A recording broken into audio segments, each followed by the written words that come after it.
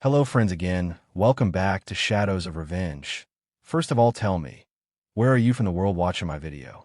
This is a true story, so watch till end. My name is Adrian Cole. I had been sitting at that table for 20 minutes, maybe longer. Time moved strangely in that room, stretching and folding in on itself like it didn't want to exist either. The oak surface beneath my fingertips was scratched and dulled from decades of restless hands, nervous lawyers, broken people waiting for verdicts they already felt in their bones. I memorized every mark on it, because looking up meant facing the truth, and I wasn't ready for that yet. Across the aisle was where my life had unraveled. I was 50 years old, sitting alone in divorce court, dressed in a suit that carried more memories than fabric. 15 years old, the same one I wore when I buried my father. The cuffs were frayed, the elbows thin, but it was clean. I had pressed it carefully the night before in my Dorchester efficiency apartment, under a ceiling stained by water leaks and time. I'd stood there with the iron hissing softly, wondering how a man could spend 25 years helping others survive and still end up this alone. My hands shook as I straightened the single manila folder in front of me. No briefcase, no legal pads, no attorney whispering strategy in my ear. Just paperwork and the quiet realization that I was about to be erased by people who had prepared for this moment their entire lives. I used to be the one helping people navigate rooms like this. Domestic violence survivors, addicts clawing their way back to sobriety, foster kids abandoned before they learned how to trust. I had sat beside them in offices and courtrooms, telling them softly that they weren't alone.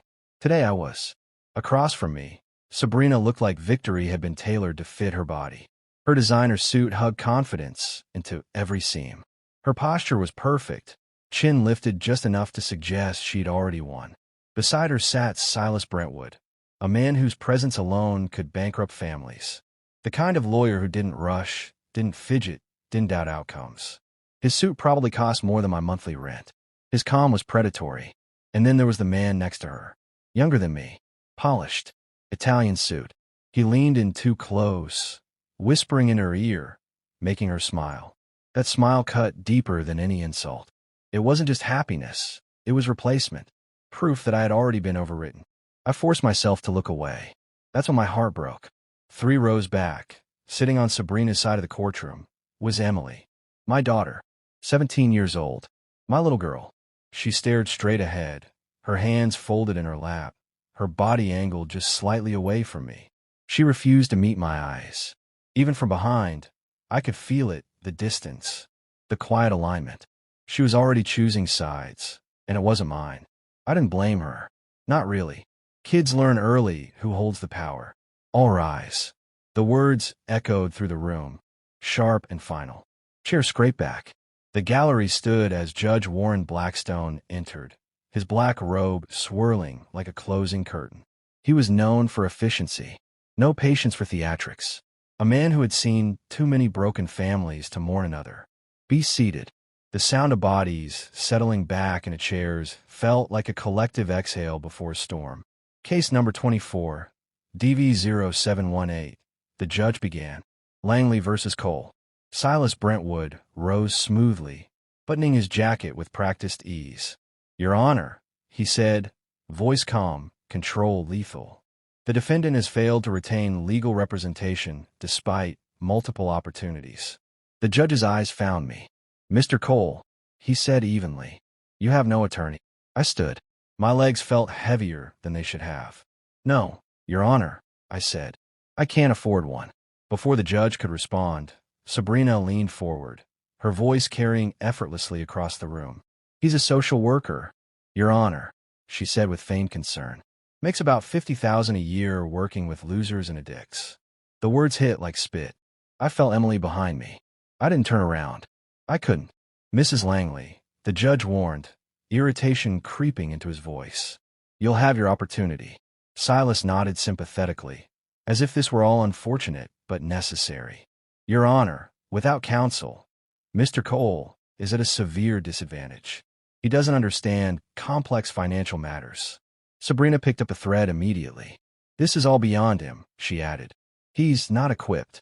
Every word was designed to shrink me, to make me small, incompetent, disposable. Your Honor, Silas continued, voice sharpening. Given the defendant's lack of representation, I move for default judgment. This case has been pending 7 months. He's shown up with nothing. The judge sighed. A sound I had heard before, from overworked systems, from people who'd seen this story too many times. Mr. Cole, he said, I cannot delay indefinitely. He reached for his gavel. I closed my eyes. 50 years old, about to lose everything. My home, my savings, my dignity, my daughter. I swallowed hard. I'm sorry, Emmy. I tried. I hereby rule. Boom. The sound wasn't the gavel. It was louder, violent, impossible. The double doors at the back of the courtroom exploded inward. Gasps rippled through the room. Chairs scraped. Every head turned as if pulled by the same invisible string. Standing in the doorway was a woman dressed entirely in white. Silver hair, sharp as glass. Eyes the color of winter ice. A power suit so immaculate it glowed against the dark wood of the courtroom. She didn't hesitate. She didn't pause to assess the room. She commanded it. Behind her, a younger woman carried briefcases with military precision. The click of expensive heels echoed through the dead silence as the woman in white walked straight down the center aisle. My breath stopped. I knew that walk. I knew those eyes. 20 years. 20 years of silence. 20 years of believing she was gone forever. My mother had come home. Time fractured. 1 second, the judge's gavel was midair. The next, my past was walking toward me like an avenging force I didn't know I was allowed to hope for. I couldn't breathe. The night before, at exactly midnight, I had finally broken. I had been sitting on the floor of my Dorchester apartment, back against the wall, phone trembling in my hands. I stared at the number I had memorized but never called. The number I swore I would take to my grave. Through tears, I sent her everything. Screenshots of Sabrina's texts calling me pathetic. Bank statements showing money I never knew existed. Photos of an affair I had pretended not to see. Proof of 7 years of slow, systematic destruction. I didn't think she'd come. But here she was. She moved down that aisle like she owned it. White suit, silver hair, ice in her eyes. Behind her, briefcases swung with disciplined purpose. The courtroom was silent, except for the rhythm of her heels. I tried to stand. My body refused. Across the aisle, Silas Brentwood had gone pale. His mouth opened, but nothing came out. He whispered. That's impossible. My mother reached my table. For one brief second, she looked at me. Really looked. And in that glance, I saw everything we had buried. Regret. Love. 20 years of stubborn distance, collapsing into something raw and unfinished. Her hand rested on my shoulder. Light but steady. I should have come sooner, she said quietly. Then she turned. Your Honor, she said, voice filling the courtroom without effort. I apologize for the delay. I'm entering my appearance as counsel for the defendant. She handed a card to the bailiff. Rosalind Thorne, she continued. Senior Managing Partner, Bennett Crown. Washington, D.C. Judge Blackstone leaned forward, recognition flickering across his face. Miss Thorne, he said slowly. The Rosalind Thorne. The same, she replied. Whispers erupted around us. Sabrina leaned toward Silas, panic threading her voice. Who the hell is she? My mother turned back to me, her hand still on my shoulder. I'm also his mother. Mom. The word barely escaped my throat. From the gallery, Emily's voice cracked. Dad has a mother. I had never told her. How could I explain that my mother was a legal legend who disowned me for choosing compassion over prestige? Sabrina shot to her feet. His mother is alive? A Supreme Court attorney? He told me she was dead. I said estranged. I managed weakly. You assumed, my mother said calmly. Judge Blackstone cleared his throat. Ms. Thorne, you're admitted in Massachusetts. Massachusetts, New York, California, D.C., and federal courts, she replied. I filed pro hac vice at 7 this morning. The judge scanned the paperwork. Granted. Proceed. My mother's hand tightened slightly on my shoulder. The only sign she felt anything at all. Then she stepped forward. Your Honor, she said conversationally. I want to be clear. I'm not here to negotiate. I'm not here to compromise. Her eyes locked onto Sabrina and Silas. I'm here to take everything. A smile crossed her face. Not warm, not cruel. Focused. A predator recognizing prey. She snapped open her briefcase and dropped thick folders onto the table. Thud. The sound landed like a gavel strike of its own. The courtroom held its breath. And I sat there, 50 years old, wearing a suit for my father's funeral, while my mother walked back into my life like judgment itself. At that moment, I realized something terrifying and beautiful all at once. This wasn't a rescue. This was war. And it was only just beginning. My mother didn't waste time on ceremony. She didn't look around the room to assess reactions or savor the shock she'd caused. Rosalind Thorne had spent her life dismantling empires built on arrogance. And this courtroom was no different. To her, it wasn't dramatic. It was procedural. She laid the folders out across the table with methodical precision, aligning corners, smoothing edges. Each movement was deliberate, calm, almost reverent, like a surgeon preparing instruments before an operation. The silence in the room thickened until it pressed against my ears. "Your Honor," she began, her voice level, controlled, deadly in its restraint. Mrs. Langley filed a sworn affidavit claiming a net worth of $10 million. She paused, just long enough for the number to settle into the room like fog. "That statement," she continued, "is false." Sabrina's spine stiffened. I saw it out of the corner of my eye. The first fracture in her confidence. Silas leaned toward her, whispering urgently, but she shook her head, her lips pressed into a tight line. My mother slid a document toward the bailiff. "My forensic accounting team has traced $32 million in offshore accounts," she said. "Shell corporations registered in the Cayman Islands and Cyprus. Funds deliberately concealed during the marriage. 32 million. The number detonated inside my chest. I couldn't breathe. I had been clipping coupons for groceries, apologizing for not being enough, shrinking myself to fit into the life she allowed me to have, while she hid a fortune offshore.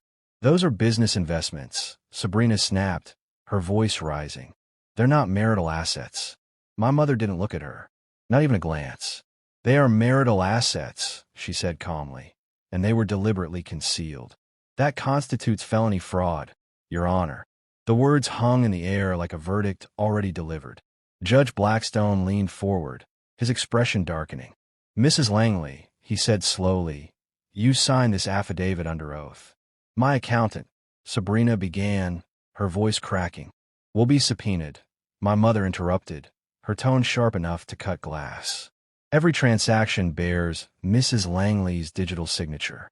Every wire transfer, every crypto purchase. Her name, her authorization." Silas finally found his voice. "Your Honor, we need time to review these allegations." 7 months, my mother said, turning to him for the first time. Her eyes were cold, assessing. "You've had 7 months. Time is up." I watched Silas Brentwood, the shark who had fed on my fear just minutes ago, wipe sweat from his brow. Dark patches spread beneath his arms, staining his expensive suit. My mother wasn't finished. "Additionally," she said, flipping another page, $3 million in cryptocurrency held in cold storage. "Here are the wallet addresses. Blockchain transactions are immutable." Another document slid forward. "And a Chase Bank safety deposit box accessed 6 times this year. Total concealed assets, $35 million. 35 million. 7 years of marriage. And she had made me feel like a failure for earning $50,000 a year, while hiding $35 million. Judge Blackstone's jaw tightened. "Mrs. Langley," he said, his voice heavy with restrained anger, "this court takes sworn affidavits seriously." Sabrina's composure finally cracked. Her hand trembled as she reached for Silas's sleeve. He didn't look at her. My mother flipped another folder open, her movements unhurried. "The prenuptial agreement," she said casually, as if discussing the weather, "is void." Silas snapped his head up. "On what grounds?" "Fraud in the inducement," she replied. "Non-disclosure of assets invalidates the agreement entirely." Judge Blackstone began flipping through the evidence, page after page, his expression growing more severe with each turn. "Ms. Thorne," he said, "if these allegations are proven—" "They're not allegations," my mother said quietly. "They're bank records, wire confirmations, blockchain data. The money exists." Mrs. Langley hid it. The room was silent except for the soft rustle of paper. I glanced back at the gallery. Emily was staring at Sabrina now, not with loyalty, but confusion. as if she were seeing her mother for the first time and didn't recognize her. My mother placed another folder on the table, thicker than the others, heavier. But financial fraud, she said, her voice lowering, growing colder, is not the worst of it. She opened the folder. Photographs slid out across the table. Glossy, unmistakable. Sabrina on a beach, laughing. A younger man's arm around her waist. Sunlight, luxury, intimacy. Time stamps burned into the corners of the images. 18 months ago. My stomach dropped. Mrs. Langley has engaged in an extramarital affair for approximately 18 months. My mother continued, her tone clinical. She spent over $500,000 of marital funds on her boyfriend. Receipts followed. Travel expenses. Jewelry invoices. A deed. A Malibu property purchased 18 months ago for $2 million, she said. Here are the transfer records. I had never seen that house. Never known it existed. Text messages appeared on the screen. Messages I could read, even from where I sat. Once I divorce the social worker, we'll have everything. He's too weak to fight back. Too weak. Somewhere past the shock, past the betrayal that should have destroyed me, something unexpected stirred. Hope.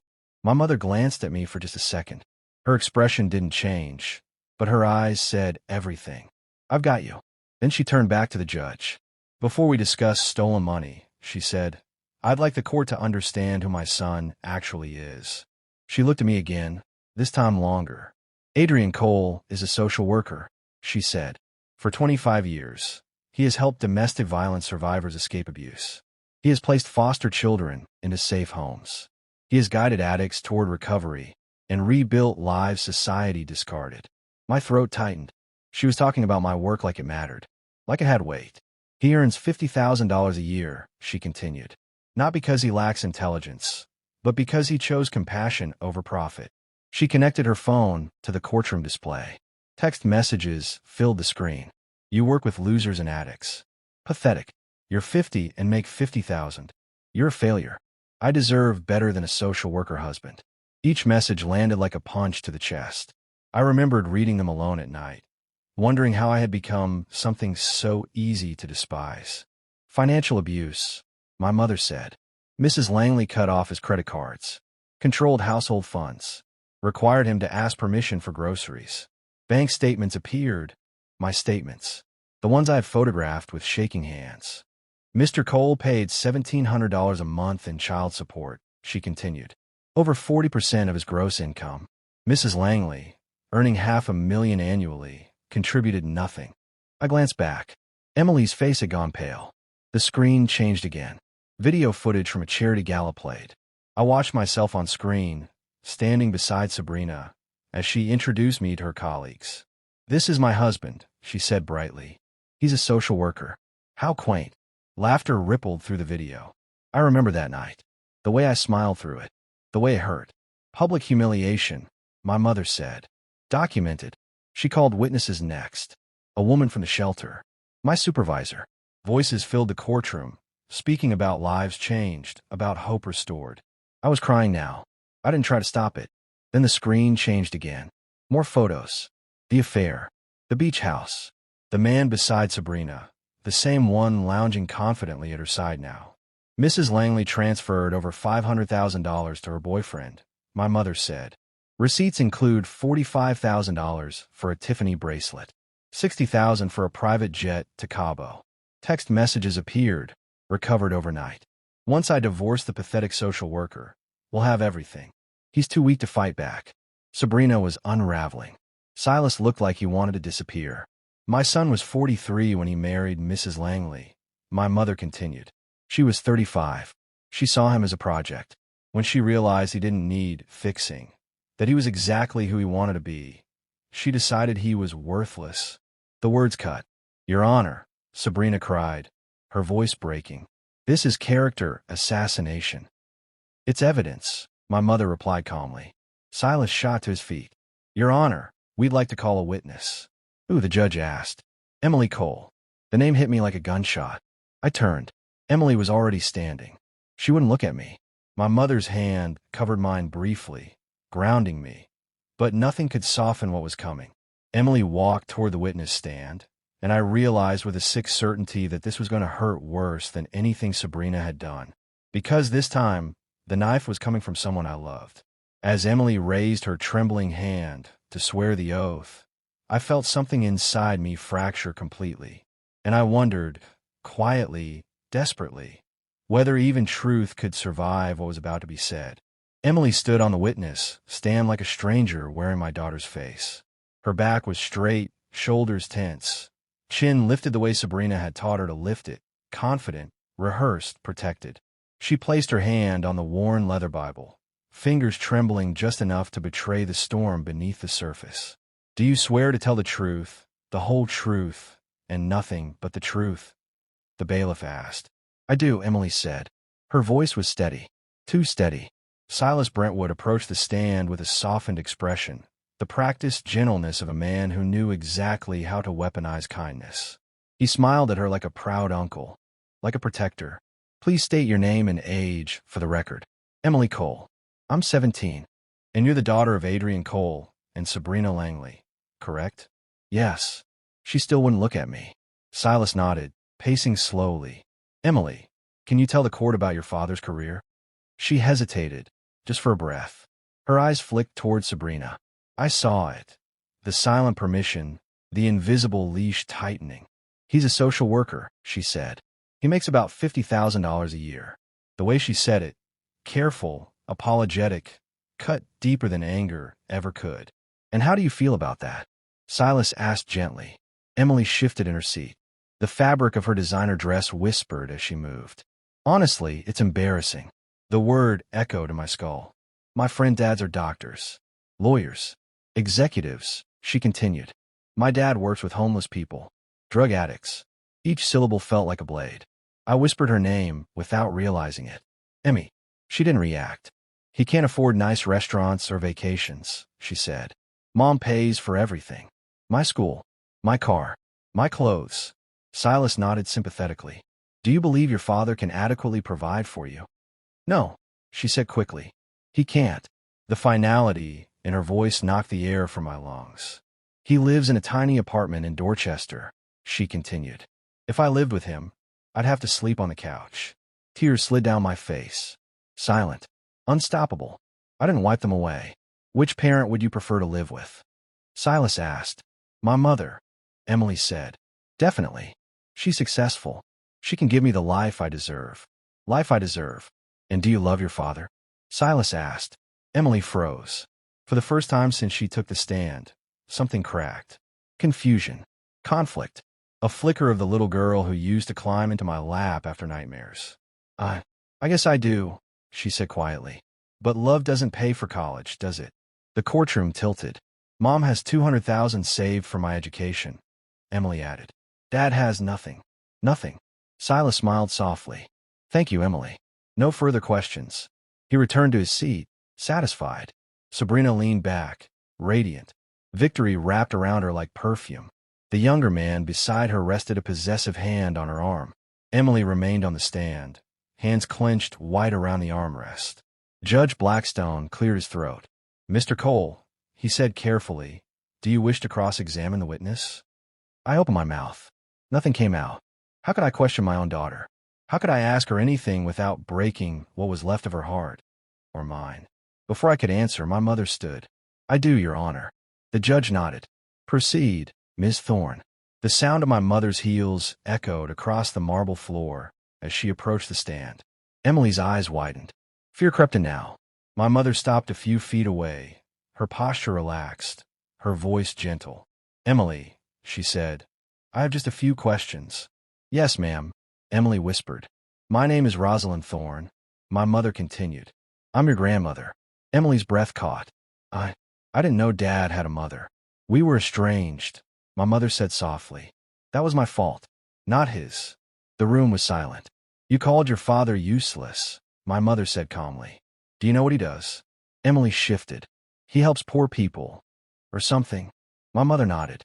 "He helps domestic violence survivors escape abusers. He helps foster children find safe homes. He helps people recover from addiction and rebuild their lives." She paused. "Does that sound useless to you?" Emily's eyes filled with tears. "I didn't mean it like that." You said your father can't afford nice restaurants. My mother continued. Do you know why? Because he doesn't make enough money, Emily said quietly.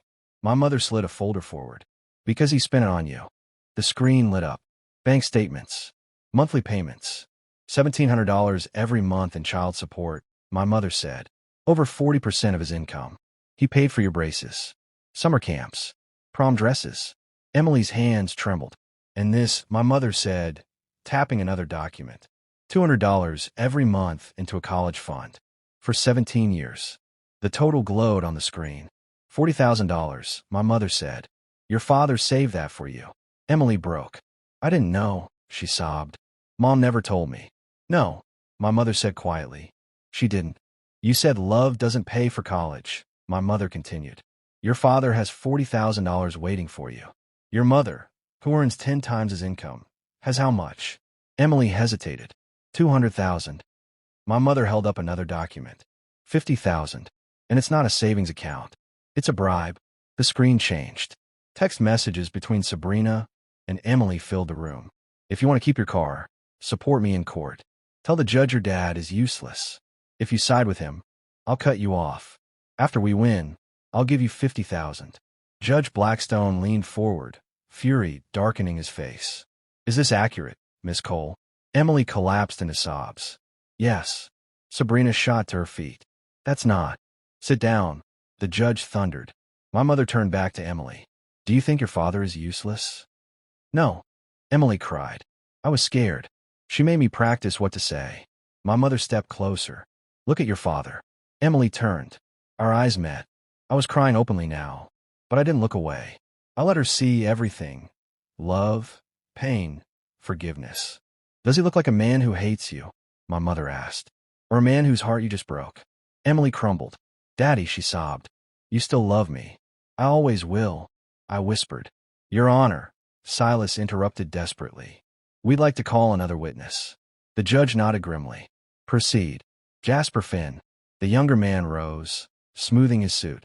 Confidence radiated from him. My mother returned to her seat beside me. Watch closely, she whispered. Jasper swore the oath easily.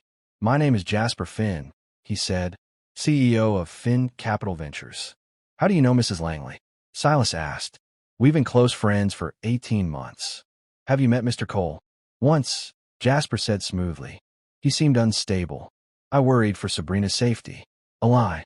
My mother stood. You're CEO of Finn Capital Ventures? She asked. Yes. Interesting, she said. Because no such company exists.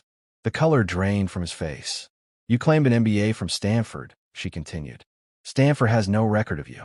The screen changed. A federal warrant. Your real name is Marcus Webb, my mother said. You're wanted in 3 states for fraud. The doors burst open. 2 FBI agents entered. Marcus Webb, one said. You're under arrest. Chaos erupted. He tried to run. Handcuffs snapped shut. You used me. Sabrina screamed. I love you. He shouted as he was dragged away. Emily watched her world collapse. Then she stood. I lied, she said through tears. Dad's not useless. He's my hero. She ran to me. I caught her. Judge Blackstone's voice cut through the silence. This isn't just betrayal, he said. This is child abuse. The gavel rose. And everything Sabrina built burned to the ground. The courtroom had gone completely silent. Not the uneasy silence from earlier, not the kind filled with whispers and shifting bodies, but a heavy, absolute stillness, the kind that comes after something irreversible has happened, like a building collapsing, and everyone standing in the dust, realizing nothing will ever be rebuilt the same way again. Emily clung to me, her arms locked tight around my chest, her body shaking as sobs tore through her. I wrapped myself around her instinctively, my hand pressing gently against the back of her head the way I had when she was small. She fit there again like she always had, like she always would. Across the aisle, Sabrina sat frozen. The woman who had once radiated confidence now looked hollowed out, her face drained of color, her mouth slightly open as if words might still save her. Silas Brentwood had quietly slid his chair back, creating distance between himself and the wreckage beside him. The man who had been lounging smugly at her side was gone, dragged out in handcuffs, exposed for what he was. Everything Sabrina believed she controlled had turned on her in minutes. Judge Blackstone stared down at the bench, his expression carved from stone. "In 30 years on this bench," he said slowly, "I have witnessed many acts of cruelty. But what I have seen today," he shook his head once, "this goes beyond divorce, beyond betrayal." Sabrina tried to speak. "Mrs. Langley," the judge said sharply, "you will not speak unless I ask you a direct question." Her lips closed. "I am immediately freezing all assets belonging to Sabrina Langley," he continued, "including all offshore accounts." A sharp breath left her chest. "I am granting full custody of Emily Cole to Adrian Cole, effective immediately." Emily's grip tightened around me. "Mrs. Langley will have supervised visitation only 2 hours per week, pending a full psychological evaluation." Sabrina's knees buckled. She caught herself on the table. "Mrs. Langley will pay child support in the amount of $5,000 per month. The $50,000 bribe will be forfeited and placed in a trust for Emily's education, controlled by Mr. Cole." I felt Emily's tears soak into my jacket. "Mrs. Langley will pay all legal fees for both parties," the judge went on. "Mr. Cole is awarded the Boston penthouse, the Malibu beach house, the Beverly Hills property, and 60% of all liquid assets." The room inhaled as one. "Mrs. Langley has 48 hours to vacate all properties. She may take personal clothing and toiletries only." Sabrina stared at him, disbelief and terror warring on her face. "This court is referring the matter to the district attorney for criminal prosecution," Judge Blackstone said. "Fraud, perjury, child abuse, witness tampering." My mother rose. "Your Honor," she said calmly. The judge nodded. "Ms. Thorne." She turned to Sabrina, her voice steady, surgical. "You call my son pathetic," she said. "You mocked him for earning $50,000 helping vulnerable people. But you, 42 years old, fell for a con artist half your age. You gave a criminal $500,000. You destroyed your reputation, and you nearly destroyed your daughter." She paused. "So tell me, Mrs. Langley, who is pathetic here?" Sabrina said nothing. The gavel came down. "This court is adjourned." The sound cracked through the courtroom like thunder. I held my daughter as we cried, not from pain this time, but from release, from survival, from something like rebirth. My mother's hand rested on my shoulder. Emily reached out, hesitating only a moment, then took it. 3 generations. Sabrina remained seated, alone, surrounded by the ruins of her own making. 3 months later, sunlight spilled across Dorchester like forgiveness. A crowd gathered outside a freshly renovated building, the brick facade warm and proud beneath a new sign. New Horizon Support Center, serving survivors of domestic violence and financial abuse. I stood at the microphone, Emily beside me. My mother watched from just behind us. 3 months ago, I said, my voice steady, I stood in a courtroom with nothing. No money, no home, and I thought I'd lost my daughter. Faces watched, quiet, listening. I was called useless, pathetic, a failure. I continued. But I learned something that day. Worth isn't measured in dollars. It's measured in the lives we touch. I gestured toward the building. This center was funded by my divorce settlement. But this isn't just my victory. It's for everyone who's been told they're not enough. Applause rose. Emily stepped forward, taking a microphone with trembling hands. 3 months ago, she said, tears already forming, I called my father useless. I said love couldn't pay for college. Her voice cracked. I was wrong. So wrong. She looked at me. My dad showed me what real wealth looks like. It's the woman he helped escape her abuser. It's the addict he helped get sober. It's the foster kid he fought for who just graduated high school. She smiled through tears. I work here now, and I'm applying to social work programs because my dad isn't useless. He's my hero. She threw her arms around me. The crowd erupted. One by one, people stepped forward. Survivors. Former clients. Lives I had touched without realizing how deeply. My mother approached the microphone last. I've argued before the Supreme Court, she said. I've won billions for clients. She looked at me. But my son's work matters more than anything I've ever done. She paused. I'm semi-retiring. I'll be volunteering legal services here, pro bono, and I'm donating $1 million to this center. Cheers exploded. We embraced. Truly embraced. For the first time in 20 years. Later, inside the center, I sat with a new client, a young woman with a black eye, trembling hands, fear etched in her bones. "You're safe now," I told her softly. "We're going to help you." Emily watched, learning. My mother drafted documents nearby. They once called me useless. But I got my daughter back. I got my mother back. And I found something deeper than money. Purpose. Compassion isn't weakness. Silence isn't surrender. And integrity always wins. I may have earned $50,000 a year, but I'm the richest man I know.